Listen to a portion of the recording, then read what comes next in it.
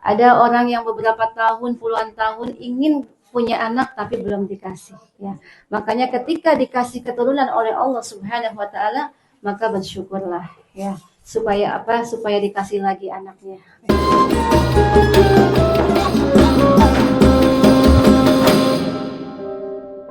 Banyak anak banyak rezeki. Allah menjamin satu anak satu rezeki, bukan menjamin beberapa anak satu rezeki, bukan.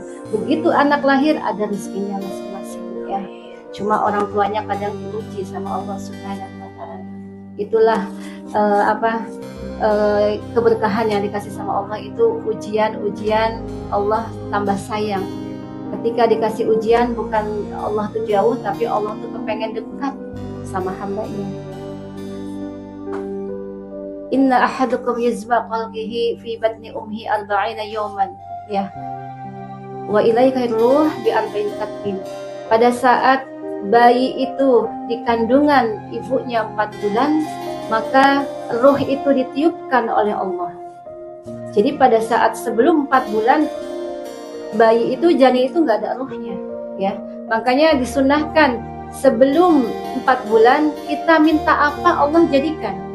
Ya, begitu positif kepengen punya apa, laki-laki atau perempuan, minta terus sebelum 4 bulan. Kenapa? Karena pada saat bi'arbin katbin 4 bulan itu tulis apa? Tulis takdirnya oleh Allah Subhanahu wa taala. Bagaimana lahirnya laki apa perempuan, cacat atau normal ya. Kemudian bagaimana kehidupannya, dapat jodohkah di dunia atau jodohnya di akhirat ya. Kadang kita tahu kan ada sampai tua, maaf ya, ada yang belum dapat jodoh. Berarti jodohnya ditulis pada saat ditakdirnya, jodohnya di akhirat ya. Kemudian bagaimana nanti rezekinya, bagaimana nanti kematiannya. Pada saat sebelum 4 bulan kita tuh minta apa ya Allah, pada saat nanti anakku lahir, aku kepengen anakku laki-laki ya, normal, semuanya utuh. Jarinya ada 5, kakinya jari 5, semuanya, hidungnya lengkap, matanya lengkap. Minta sama Allah ya, hidungnya kan bolong ya. Karena kita kalau minta sama Allah tuh harus intens, lengkap ya. Minta uang juga lengkap, jangan ya Allah banyakin rezekinya. Buat apa ya Allah banyakin rezekinya, aku minta 5 miliar nggak gitu. Nggak apa-apa Bu, disebutkan untuk apa, untuk sama ibadah. Tapi kalau udah dikasih jalan-jalan ke luar negeri ya. Masya Allah, amin. Saya doain semuanya pada umroh rame-rame.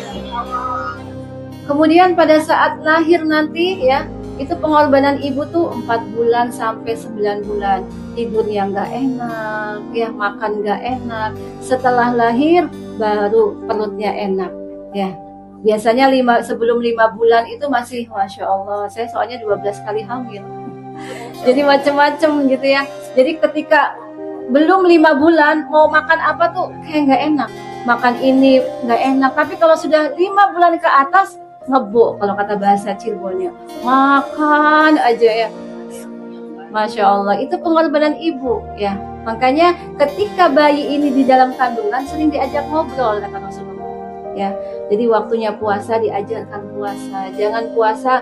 Memang ada dalam hadisnya, di Al-Quran juga ada ruksoh bagi orang yang hamil boleh tidak puasa. Tapi kalau ingin menunjukkan ke bayi, ingin mempelajari anak ini kelak ya, pada saat bulan puasa dia mau puasa, maka ibunya pada saat hamil puasa. Nah sekarang nih bulan puasa, ibu mau puasa, jadi nyusunya jangan solot-solot ya. Jadi diajak ngobrol tuh nurut anakku ya. Soalnya kalau nyusu lagi akhirnya lapar. Ya, jadi diajak ngomong ya, janin ini jangan didengerin musik dangdut. Nanti ketika keluar, iya, Masya Allah, didengarkannya tuh ayat-ayat suci Al-Quran ya. Kenapa? Karena anak ini bagaimana ibunya, cerminan ibunya. Kalau ibunya ngaji, ya anaknya ngaji. Kalau ibunya seneng shopping, makan-makan sama teman-teman ya, kemudian jalan-jalan kemana, ya anak akan melihat. Anak itu nggak perlu diajarin, anak bisa melihat dengan sendirinya.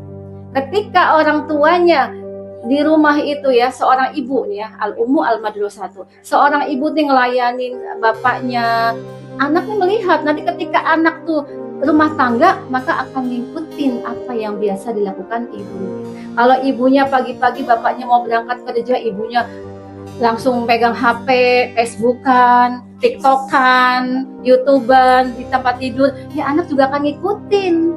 Dulu ibu kayak gini, jadi bapaknya mau pergi bikin kopi sendiri, cari sepatu sendiri, ini sendiri, ada Bu yang kayak gitu ya. Jangan sampai, kenapa? Karena anak itu adalah cerminan orang tuanya. Bikin story-nya yang bagus. Ya, bikin story kehidupan untuk anak kelak pada saat nanti anaknya itu dibawa orang itu benar-benar ibunya tuh sukses. Karena kalau anak males diomong sama mertua, yang nggak bagus siapa? Ibunya. Anaknya siapa sih? Bukan anaknya bapak ini, bukan. Pantesan. Nah, ya udah nyambung menyambung akhirnya. Tapi kalau umpama